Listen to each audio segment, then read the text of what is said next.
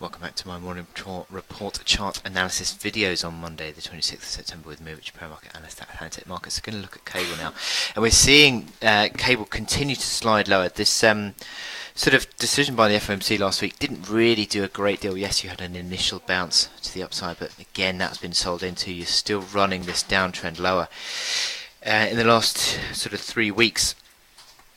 And the momentum is still pretty negative, but I think that it's still playing out in this medium-term trading range. Really, I don't necessarily think we're going to break through the floor of the range yet.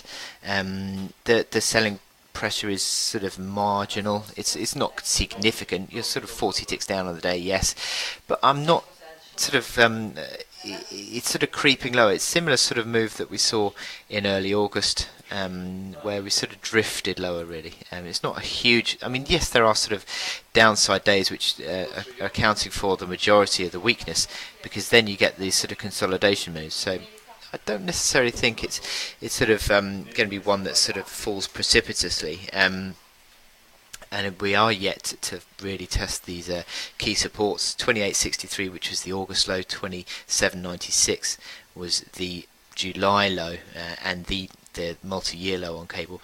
So this is a sort of becoming into a really important support area, and we're going to find out a lot, I think, in terms of how traders are thinking about sterling with this run lower. You've got the momentum indicators which are negatively configured. They sort of all agree with the downtrend that we've got. The RSI falling away below 40, the MACD lines having crossed lower, and the stochastics turning there as well. So it all sort of points towards a test of the floor, but whether that floor sort of yields or not remains to be seen. In the meantime, I think you've got to be selling into strength.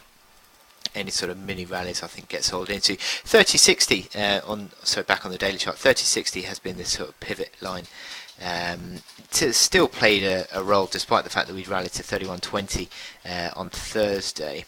I think it still has a part to play, and to be honest, the hourly chart shows 3060 to 3160 is a basis of resistance as well. 3160 being an old pivot line. And I think, as I said in my morning report, I think you can probably tighten that now to 3060 to 3120. 3120 being Thursday's high. You've got initial resistance that comes in now, zooming in even further at sort of 29.85 area. So you sort of are still pressuring to the downside. You've all these sort of hourly moving averages are all negatively configured. The configuration is also negative on the moving momentum indicators as well. Any rallies again is sold into.